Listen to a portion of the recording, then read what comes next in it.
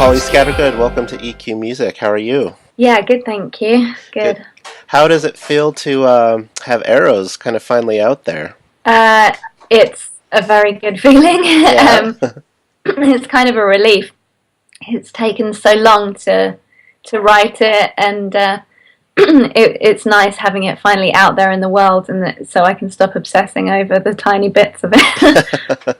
Yeah, I think it was originally scheduled to come out in September, a lot earlier. So I can imagine a couple extra months of waiting for it to get out there. Yeah, it was nice just to get it out there. You know, we spent a long time in the studio, kind of playing with it, and then like tweaking it and playing again. We kept on going back to the mix and kind of fiddling with things. And to be honest, you know, I love being in the studio. It's my favorite place to be, so I wasn't going to complain about it.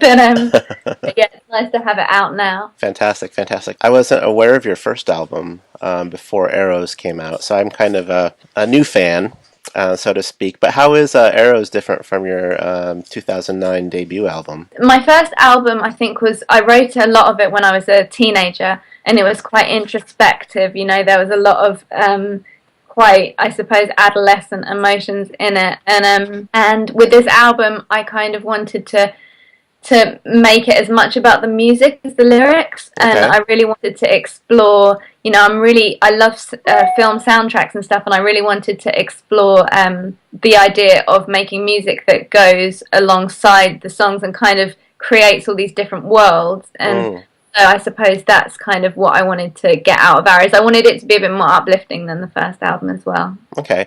I think I had a quick listen to your first album, and it definitely sounded a little bit more acoustic, folky compared to the electronic elements of Arrows. Is that the case, really, or?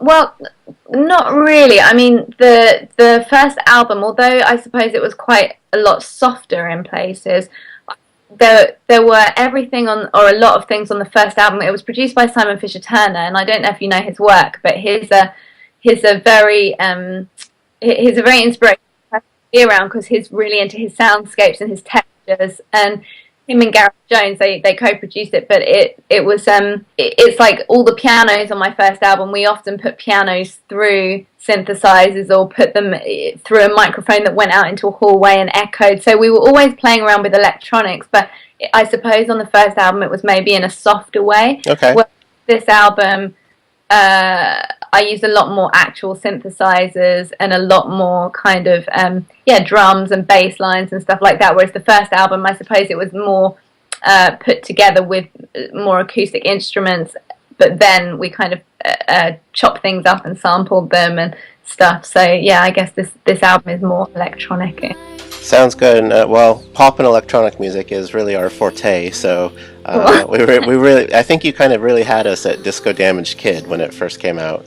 So, and we love that song so much we put it on our Poptronic album. Thank you so much for your support. It's really appreciated. No problem. I was wondering if you could tell us a little bit about Disco Damaged Kid and kind of what that song means to you. I could listen to that song all day, to be honest. Oh. I think everybody really, a part of them is a disco damaged kid somewhere, and you know, inside of them. I wrote that song when I was in a little cottage. I rented a cottage in Norfolk, and it was really cold and snowing. And I set up like a little studio in the downstairs room. And you know, because of the location, I was thinking, okay, so we're probably going to write something quite chilled out. And suddenly Disco Damaged Kid came out, and I was like, where did that come from? It came out really fast. You know, when I was writing it, it was, I think what Disco Damaged Kid is every time I sing it, it makes me happy. You know, it's like it's that emotion, you know, when you're just falling in love, or when you just suddenly realize you're completely free of, you know, everything, and you kind of know that you're spiraling and maybe being a bit, you know, what's the word? Just a bit careless, but it doesn't matter because you're just so happy in that moment. A little reckless, maybe. Yeah, and I think that's what Disco Damaged Kid is. You know, it's about being young and having fun. Fantastic. And you know, even when you're in a small cold cottage, you're still thinking about that. I went to the pub shortly after I wrote. I'm sure you did. I'm sure you did. You know, you've put together some really elaborate videos for Cocoon and Wonderlust, and I think you worked with a special troupe of people in doing this. I was wondering if you can tell me a little bit about the story behind the making of those videos. The story is, I suppose, I was introduced to the guys from NYSU when we started looking at different directors to make the videos, and it's funny because they just the way they understood the songs, you know, in a way that not everybody does, and they visually, I've always been very influenced by film and stuff like that, and at the time when I first met them I was watching the Mad Men series. I don't know if you've watched Mad Men at all. So I was watching Mad Men, and all of their like descriptions and their storyboards and the things that they were coming up with was like visually you know, colouring in the songs, and I just thought, you know, that's perfect. That's exactly what the songs need. They just need somebody to kind of put them into the real world, you know, well, maybe not the real world, but like put them into a visual format. And I really love the colours that they use in all of their videos and stuff. I just think that they really work with the music, and it's quite the thing that I enjoy, you know, about the way that NYSU work is their videos. They're not just, I suppose, you can watch them once and kind of get it and it looks good, but then every time you watch it, I still sometimes watch Wanderlust and notice different things about it that I haven't picked up on, or that I've of, you know, and they add in their videos lots of layers on top of layers on top of layers, and there's always like a bit of a subtext going on. And I felt like that's kind of how I write a song as well, you know. I like to layer it up, and there's usually, if you listen hard enough, there's usually little details that a lot of people don't ever hear. Maybe the head hears things and sees things like that, but that's what drew me into working. Wow, fantastic. What a feeling to be able to find little Easter eggs in your own music video.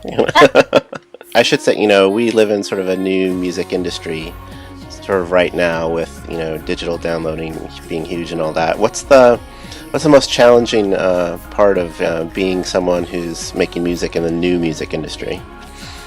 I mean, there's so many positives, I suppose, you know, because it's good to, it's very easy to now make music and get it out. I suppose the challenge is persuading people to buy it.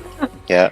You know, it's tough because a lot of people maybe don't realise that unless they invest in music, the musicians are not going to be able to survive, you know. Mm-hmm. And, you know, I have a younger brother who's never bought a CD in his life.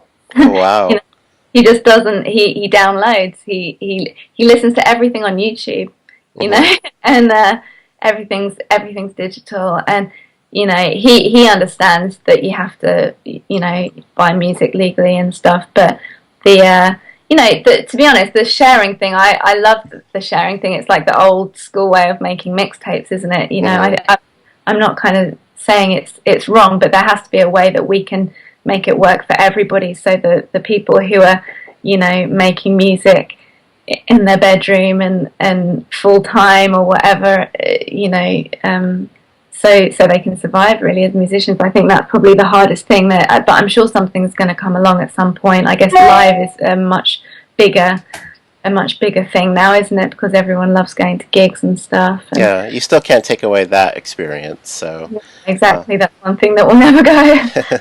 I also believe in merchandising and branding opportunities as well, given the right fit with the product to the right artist. I really believe that that's going to start taking off a lot in this new music industry. Yeah, there's so many different sort of you know, everybody has different theories on how to do it and stuff, and I've heard a lot of people say, oh, it's all about the, you know, branding and stuff like that, and maybe that is, I don't know, as an artist, I suppose all I hope for is that I can carry on writing my songs and making my music and doing what I do, kind of thing, and the rest, you know, will fall into place. But yeah, I guess that's the challenge of the young musicians that we are, isn't it? But I'm sure everyone has their challenges in their generation, don't they? Absolutely. What musicians sort of inspire you? Bowie, Kraftwerk. I love watching films. I love Ennio Morricone films, you know, listening to the soundtracks and just like the good, the bad, and the ugly, you know, stuff that takes you into these other worlds. I think film soundtracks are probably the number one inspiration for me when I'm writing music, because I shut my eyes and kind of go into this other world. And when I'm having a bit of a dry patch, I often go to the cinema in the afternoon and watch a film, and it's like it transports you somewhere different. Are you one of those that's not bothered about going and seeing films by yourself? Yeah, I would sit in the cinema on my own all day. Me too.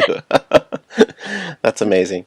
I think my second favorite song off of Arrows is Subsequently Lost. So I'm wondering if you could tell our readers a little bit about that song. Subsequently Lost. I think the first time I heard a song that was like happy sad was Suzanne Vega. You know that song Luka? Yeah. And I remember when I was a teenager listening to that song and singing along. I had the 45 record of that song when I was a kid. Yeah. It was such a tune, but I remember talking to my friend, and she was like, "You do know that's not a happy song, don't you, Polly?" And I listened to it again, to the lyrics, and I was like, okay, no, that I get that now. And I hadn't realised, you know, I was like 13 or something at the time. And that was the first time for me where I realised that you could have a song that appeals in two different ways, you know, that you can listen to as a happy song and as a sad song. And when I wrote Subsequently Lost, it's very much a bittersweet song, I suppose. The lyrics are kind of about just feeling completely frustrated and lost and empty and numb. But then I didn't want to write a depressing song, so I thought I'd put like a disco beat behind, kind of try and make it a bit ironic. But yeah, I think that's what Subsequently Lost is, you know. It's like, and to be honest, I think the music, the putting the disco beat behind it was it was an element of the lost thing again, you know.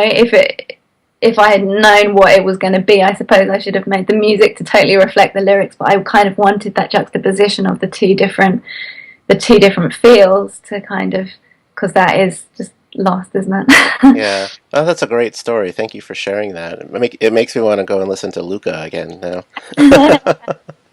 Yeah. So we've got a few live shows coming up. What is a Polly Scattergood live show like? Well, it's me and a lot of synthesizers and my writing partner Glenn Kerrigan, who co-wrote a lot of this album.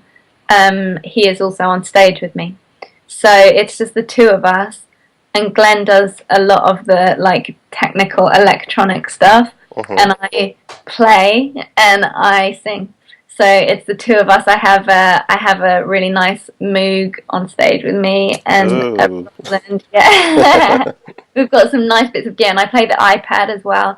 So I kind of manipulate sound through the iPad in the instrumentals and stuff, and we sample a lot of stuff, like some of the drums and some of the sound effects are sampled. So we've basically tried to do as much of that, as much from the album live as humanly possible.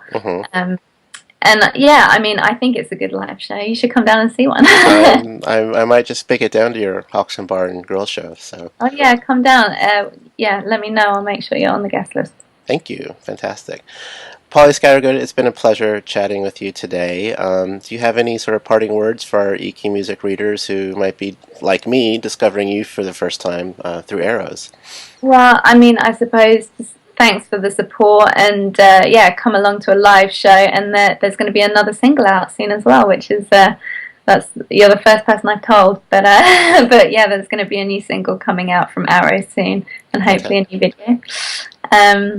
So yeah, just keep your ear to the ground and enjoy listening, hopefully. All right. Thank you.